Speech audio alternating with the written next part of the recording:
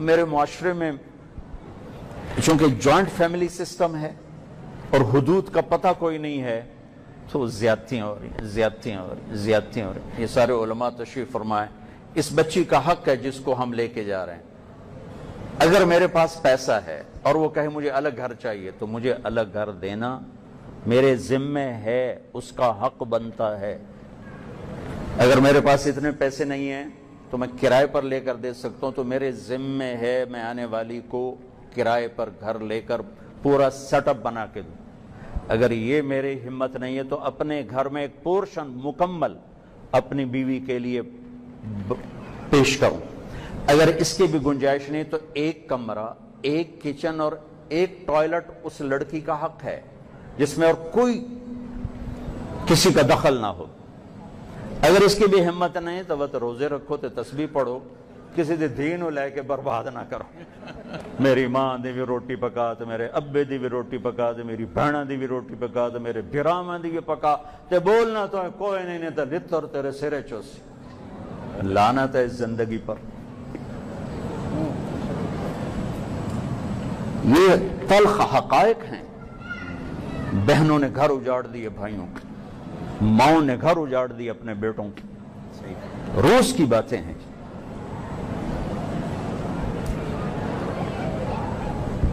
لے جانے والا جب اتنی ذمہ داری سے کسی کی بیٹی کو لے کے جا رہا تو اس کی ذمہ ہے ماں باپ کی طرف سے زیادتی ہو تو سامنے آئے.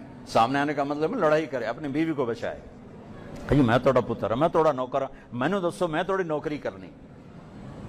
بیوی کی طرف سے زیادتی ہے تو پھر ماں باپ کو بچائے کہ دیکھ تیرے میری حدود ہیں، اس سے آگے تم نہیں جا سکتی. یہ میرے ماں باپ ہیں، یہ میری جنت ہیں. اگر بیوی کی طرف سے زیادتی ہے تو ماں باپ کی حفاظت کرے، ماں باپ کی طرف سے زیادتی ہے تو بیوی کی حفاظت کرے. کہ اللہ نے اس کی گود میں سے ایک نسل کو اٹھانا ہے، وہ بچوں کی تربیت کے لیے ہے. وہ تانے سن سن کے اس نے تربیت کا کرنی ہو تو وہی بیچاریوں کا دماغی ہوا میں اڑ جاتے ہیں. ایک تانا ساری دن آدمی کو تڑپا کے رکھ دیتے. تو میرے بھائیوں، یہ بہت خوبصورت رشتہ ہے. اس کو خوبصورت بناؤ اخلاق کے ساتھ. بیوی اپنے خامند کے ساتھ اچھے اخلاق پر، خامند اپنی بیوی کے ساتھ اچھے اخلاق برتے. کبھی اونچ نیچ ہو جائے تو درگزر کیجیے، معاف کیا جائے. میرے نبی نے کہا سب سے بہترین مسلمان ہو جو بیوی سے اچھا سلوک کرتا ہو. پھر آپ نے فرمایا میں تم میں سے سب سے زیادہ اپنی بیگمات کے ساتھ اچھا سلوک کرتا ہوں. تو میرے بھائیوں، علاقے کے مختلف طبقات کے لوگ بیٹھے ہیں. میں نکاح کے موقع پر یہ مضمون بیان کرتا ہوں اور میں ہمیشہ دکھی ہو جاتا ہوں کیونکہ پھر وہ مجھے جو آدمی ذرا دین میں مشہور ہو جاتا ہے، لوگ مسائل لے کے آنا شروع ہو جاتے کہ جی میرا اے مسئلہ ہے، میرا اے مسئلہ. ایک لائن لگی ہوئی ہے، دکھ کی داستان ہے.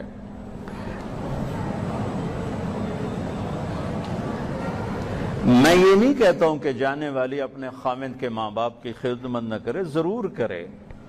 وہ اس کی اپنے ماں باپ سے جدا ہو گئے، ان کو اپنا ماں باپ بنا لے. لیکن اخلاقی فریضہ ہے، واجب کوئی نہیں، ذمہ کوئی نہیں. اور ساس سسر سے کہتا ہوں آنے والی کو اپنی بیٹی بناؤ،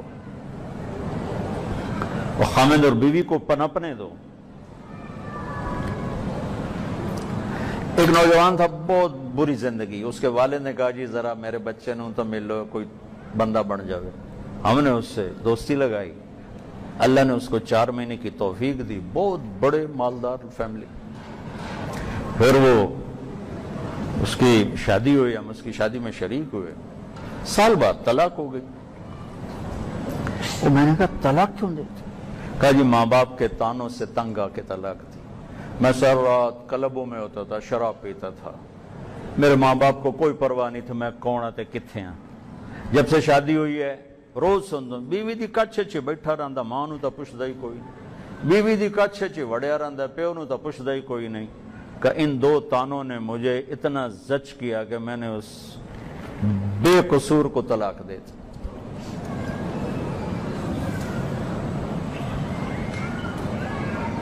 بھائیو،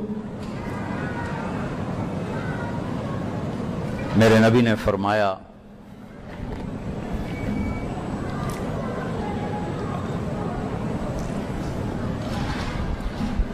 النکاح من سنتی، یہ میری سنت ہے، فمن لم يعمل بسنتی فلیس منی، وہ مجھ سے نہیں جو میری اس سنت پہ عمل نہ کرے۔ علماء عزاب پوری ایک کتاب ہے، جن علماء نے شادی نہ کی، ابو الفتح ابو غدہ رحمۃ اللہ علیہ نے ان کو جمع کیا۔ ایک بڑے ہستی تھے، ان کا انتقال ہوا، شادی نہیں کی، وہ خواب میں ملے اپنے کسی کو، کہا حضرت کیا ہوا؟ کہا بخشش ہو گئی۔ لیکن ایک مسلمان اپنے بچے اور بیوی اور بچوں کے لیے جو تکلیف اٹھاتا ہے، اس پہ جو درجات ہیں، مجھے اس کی ہوا بھی نہیں لگی، مجھے اس کی ہوا بھی نہیں لگی۔ تو بھائیو، ہم اس زندگی کو خوبصورت بنائیں، یہ خوبصورت رشتہ ہے۔ میرے نبی پھر ایک اور بات کر کہ ہمارے ہاں بچیوں سے پوچھا نہیں جاتا کہ بیٹی یہ رشتہ آیا، ہم آپ کی شادی کر دیں۔ بچوں سے تو کوئی نہ بات ہو جاتی، بچے آج کل کے ویسے باغی ہو گئے ہیں تو انکار بھی کر دیتے ہیں، لیکن ہمارے عام ماحول میں بیٹیوں سے پوچھنے کی تکلیف گوارا نہیں کی جاتی۔ بابے تیرا رشتہ ایسے کر دیتا ہے، ٹھیک ہے جی۔ اب بغاوت ہے، اب طلاقوں کی شرح بڑھ رہی ہے کہ ہم اپنی بچی جس نے زندگی گزارنے اسے پوچھتے ہی نہیں۔ حضرت علی رشتے کا پیغام لے کر آئے، آ کے چپ کر کے بیٹھ گئے۔ آپ کو تو پتہ چل گیا تھا، کیوں علی کیسے آئے؟ چپ، اچھا فاطمہ کے رشتے کے لیے آئے ہو گئے؟ اچھا انشاءاللہ، تو یہ کہہ کر اٹھ گئے۔ حضرت علی باہر نکلے تو صحابہ بھیجنے والے عبد الرحمن بن عوف تھے، چونکہ ابوبکر عمر کو انکار ہو گیا تھا، ابوبکر نے رشتہ مانگا، انکار، عمر انکار، تو عبد الرحمن بن عوف رضی اللہ تعالیٰ نے کہا علی تم جاؤ۔ کہا میں تو فقیر ہوں، میرا تو گھر بھی اپنا نہیں، مجھے دے دیں گے، کہاں تم جاؤ؟ تو یہ قصہ ہوا انشاءاللہ۔ باہر نکلے تو ساتھیوں نے پوچھا، صحابہ نے، کیا ہوا؟ کہا انکار ہو گیا۔ کہا کیسے؟ کہا کچھ بھی نہیں بولے۔ تو عبد الرحمن بن عوف ہی کہنے لگے کچھ تو کہا ہوگا۔ کہا انشاءاللہ کہا تھا۔ کہا بس ہو گیا، چونکہ نبی کا انشاءاللہ ہاں ہے۔ اب یہ انشاءاللہ کیوں کہا، یہ بتانا چاہتا ہوں۔ اور پہلے میں نے حدیث کیا سنائی تھی؟ میں نے جہاں شادی کی، میں نے جہاں بیٹی دی، پہلے آسمان سے وحی آئی، پھر میں نے کہی ٹھیک ہے، گھر تشریف لے گئے، بیٹی فاطمہ علی کا رشتہ آیا ہے، کر دوں؟ اللہ اکبر، ہاں کر دوں۔ جبریل کے بعد ضرورت تھی، جبریل نہ بھی آتے تو میرے نبی کی ہستی کے سامنے، اور فاطمہ جیسی بیٹی ہو، جنت کی عورتوں کی سردار فاطمہ، جس کے بچے حسن حسین جنت کے نوجوانوں کے سردار ہوں، کوئی گنجائش تھی کہ وہ کہیں گی نہیں؟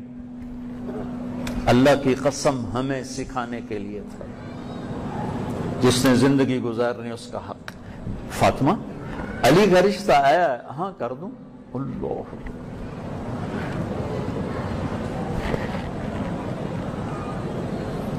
حضرت فاطمہ نے ہاں کی، اب باہر تشریف لائے، کہا علی بلاؤ، لوگوں کو بلاؤ۔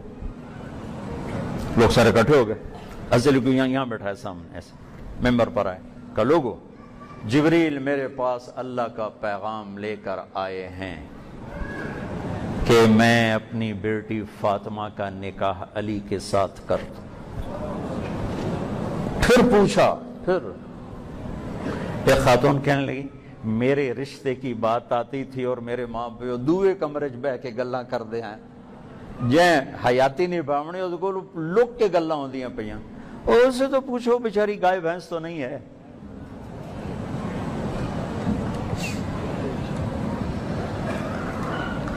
پھر آپ نے خطبہ پڑھا اور کہا کہ علی میں نے فاطمہ بنت محمد کو 400 درہم مہر کے عوض تیرے نکاح میں دیا، تو نے قبول کیا؟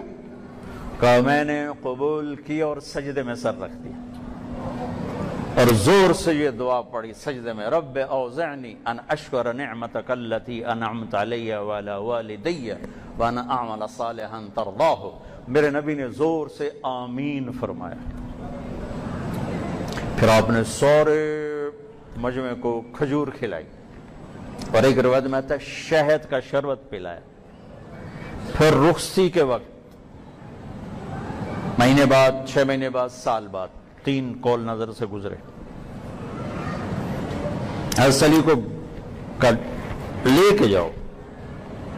سلمان فارسی، علی اور عقیل 3 حضرات اونٹنی پر تشریف لائے. اونٹنی کو دروازے کے باہر بٹھایا، اندر حضرت علی کو بلایا. حضرت فاطمہ کا ایسے ہاتھ پکڑا اور ایسے علی کے ہاتھ میں دے کر کہا علی تجھے نبی کی بیٹی مبارک، علی تجھے نبی کی بیٹی مبارک. اور پھر فرمایا فاطمہ مجھے اپنے خاندان میں جو سب سے زیادہ محبوب تھا میں نے تیرا ہاتھ اس کے ہاتھ میں دیا ہے. پھر آپ نے ایسے پیالے میں پانی ڈالا اور اس پر آخری 2 سورتیں قل اعوذ برب الفلق قل اعوذ برب الناس تلاوت کر کے دم کیا. پھر یوں ڈال کے ایسے ان پر ایسے چھینٹے دیے یہاں پشت پر اور پھر دونوں کو پلایا.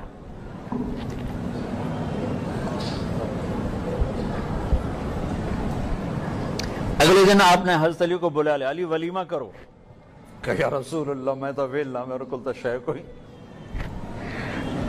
تو سعد بن ابی وقاص کہنے لگے جو میرے کو چھترا کھل ہوتا ہے. آپ نے کہا ذبح کرو. چھترا ذبح کروایا، اس میں چھوارے ڈلوائے، قورمہ چھوارے ڈلوائے. حضرت علی کو اپنے جیب سے پیسے دیے، جا کھجور لا، گھی لا، پنیر لا. تو علی 4 درم کی کھجوریں لائے اور 5 درم کا گھی لائے، پنیر لائے اور 1 درم کا وہ پنیر لے کر آئے. پھر اس کو آپ نے مکس کروا کے سویٹ ڈش بنائی اور وہ ولیمے پر رکھوائی گئی. اور اس کے ساتھ تازہ کھجوریں اور جو کی روٹی اور چھترے کا گوشت. اور میرے نبی دیگ پر خود بیٹھے کھلانے کے لیے، سالن ڈالنے. لہذا سارا مدینہ کہا گیا دیگ انجے دی انجے پہ آئی، دیگ میں کمی کوئی نہیں ہے. سارا دن تکلف جو کچھ شادی میں ہو رہا ہے یہ بھی ننگے انسانیت ہے. اور جس سادگی ہم علماء دعوت دے رہے ہیں وہ بھی کوئی شریعت کا تقاضا نہیں ہے، وہ بھی کوئی شدت اور سختی والی بات ہی ہے. میرے نبی بادشاہوں کے نبی، میرے نبی مالداروں کے نبی، میرے نبی متوسط طبقے کے نبی، میرے نبی غریبوں کے نبی. آپ نے سب کو راستہ دینا ہے. کیسے ایک غریب، کیسے ایک مالدار تکلف کے بغیر شادی کرے گا؟ یہ کیسے ہو سکتا؟ کبھی شادی ہے کرو نال جانوں میں پتہ نہ لگے کہ شادی. میں عمر جیسی ہستی گلی سے گزرے اور وہاں کچھ مجمع تھا تو آپ نے کہا یہ مجمع کیسا ہے؟ کہا جی وہ شادی ہے. تو کہا ڈھول تو بجاتے، ڈھول تو بجاتے. سورے مدینے کو امام مالک 4 ائمہ میں سے اور پہلے امام اور امام دار الہجرہ کا لقب پایا. پہلی حدیث کی کتاب لکھنے والی. بیٹی کی شادی آ گئی. لیث بن سعد اور امام مالک علم میں ہم پلہ ہیں، نصیب میں امام مالک آگے بڑھ گئے. ان کی فقہ کو قبولیت ملی، ان کو نہیں ملی. وہ مصر میں تھے. عصفر ایک بوٹی ہے جو بہت مہنگی ہوتی تھی، اس میں بچیوں کے کپڑے رنگے جاتے تھے دلہن کی. تو امام مالک نے لیث بن سعد کو مصر خط بھیجا کہ میری بچی کی شادی آ رہی ہے تو میں نے عصفر میں اپنی بچیوں کو لباس تیار کرنا ہے، تو وہ یہاں بہت مہنگی تو بھجوا دے. وہ بڑے مالدار تھے. جب کبھی امام مالک پہ قرضہ ہو جاتا تو ان کو لکھتے تھے قرضہ چڑھ گیا میرا اتار، وہ وہاں سے اتراتے تھے.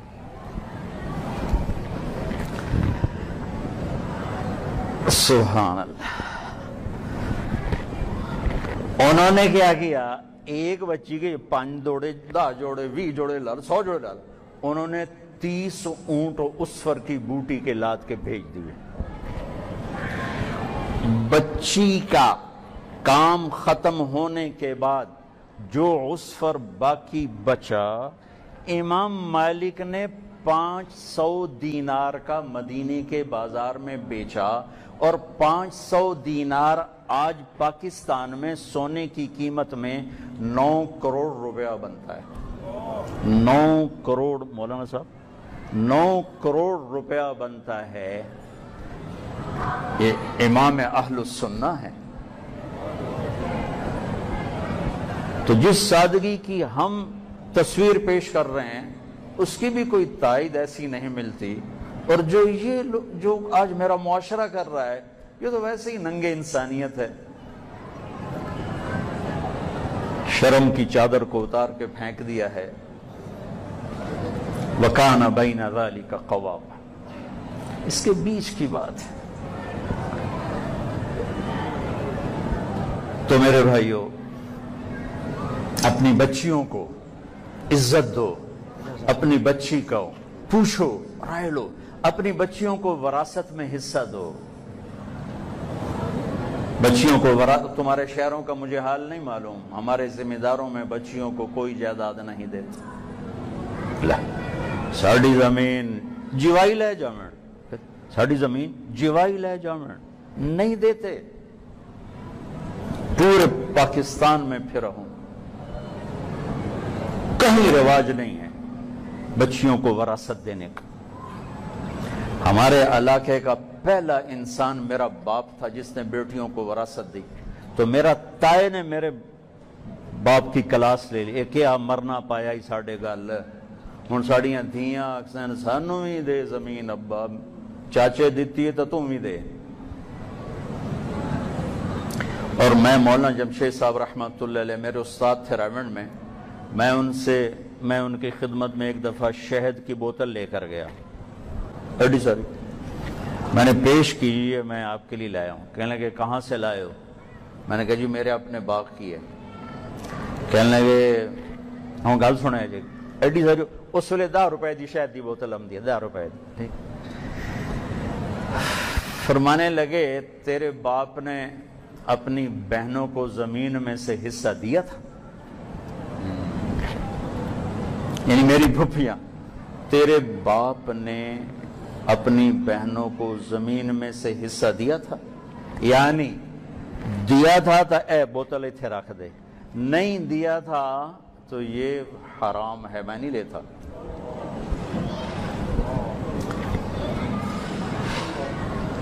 میں نے کہا جی اللہ کا شکر ہے میرے پیو دی بہن ہی کوئی نہ آئی۔ میں کہا جی 2 بھرا بس۔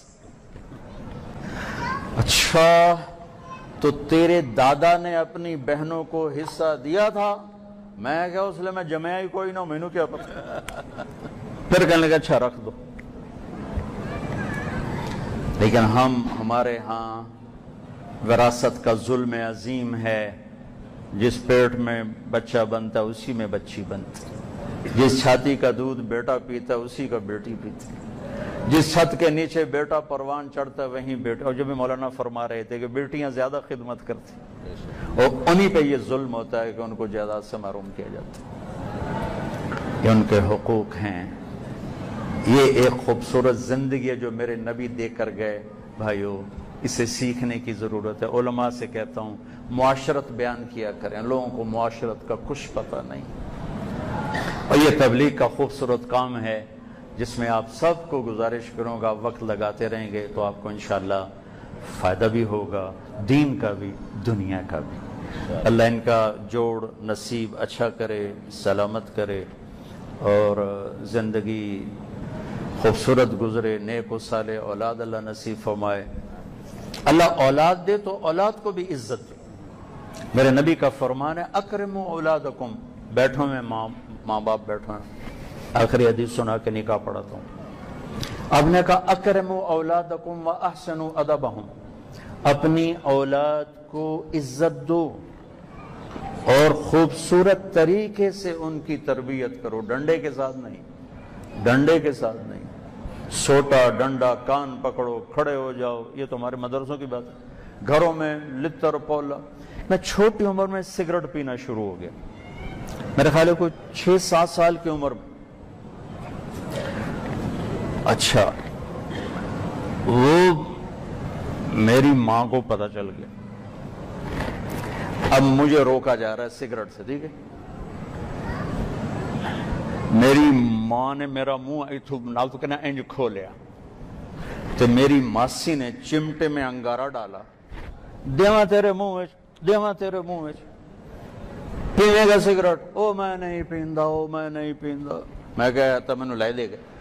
ماں نے منہ کھولا ہوا، ماسی نے انگارہ اندر ڈالنے کی، پم پم، نہیں پیندا، نہیں پیندا۔ 7 لیٹر پولا الگ ہوا، باہر نکل کے میں پھر ایک پاسے جا کے کش لاؤنا شروع کرتا۔ میرے چھوٹے بھائی ویکھ لے والا بھی مر گیا، حالی دا اگلے چھوٹے نہیں بولے۔ میں کہتا یار میں اور میں نا، وہ مجھ سے بھی 2 سال چھوٹا، میں کہا ایک سگریٹ تو بھی پی لے، میں نے اس کو بھی پلا دی۔ میں کہا میری شکایت تو نہیں لاوے گا۔ بھائیو، اولاد بہت بڑا تحفہ ہوتا ہے، انہیں بے عزت نہ کیا کرو، تربیت کے نام پر شدت سے بچا کرو، انہیں عزت دو، عزت آئے گی۔ میرے نبی جناب بی بی فاطمہ رضی اللہ تعالیٰ عنہ، دیوار ایک تھی، دیوار کے ساتھ دیوار، اے نہیں کہ چوتھے دے آمدیاں، آنا جانا لگا ہوا ہے۔ جب جناب فاطمہ سیدہ رضی اللہ تعالیٰ عنہ کمرے میں گھر میں تشریف لاتی، میرے نبی چارپائی پر ہیں، زمین پر ہیں، کرسی پر آپ کھڑے ہو جاتے، بیٹی کے لیے کھڑے ہو جاتے، اور کھڑے نہیں ہوتے تھے، تیزی سے آگے بڑھتے، دروازے پر ہی اپنی بیٹی کو لے لیتے اور ہاتھ پکڑتے اور بوسہ لیتے، پھر ہاتھ پکڑے پکڑے پکڑے آ کر اپنے برابر بٹھاتے اور پھر بات شروع فرماتے۔ یہ عزت میرے نبی اپنی بچی کو دیتے تھے۔ عجیب ہے، کبھی ویکھیا نہیں اپنے دھیاں پتروں میں، بھائی آئے کے دو تو جاندے کے دے پہ، عزت دو گے تو عزت واپس آئے گی۔ ہمارے دینی حلقوں میں خاص طور پہ شدت سختی تربیت کے نام پر باغی ہو گئے۔ تو بھائیو، یہ اولاد بہت بڑا تحفہ ہے، انہیں عزت و احترام دو۔ اللہ انہیں نیک بنائے گا جب آپ ان کو پہلے 10 سال دے دو، ساری زندگی تمہارے ہوں گے۔ 3 سال کے بچے کو سکول ڈالنا کتنے ماں باپ کا بڑا ظلم ہے کہ 3 سال کا بچہ سکول جا رہا ہے۔ میرے نبی نے کہا 7 سال تک تو نماز بھی نہ کہو، 10 سال کی عمر میں جا کر اس پر پابندی کرو، سختی کرو۔ 10 سال ماں باپ اولاد کو دے دیں، ساری زندگی اولاد تمہاری ہوگی۔ تو یہ چند زندگی کے ابواب ہیں، اللہ مجھے بھی توفیق دے، آپ کو بھی توفیق دے۔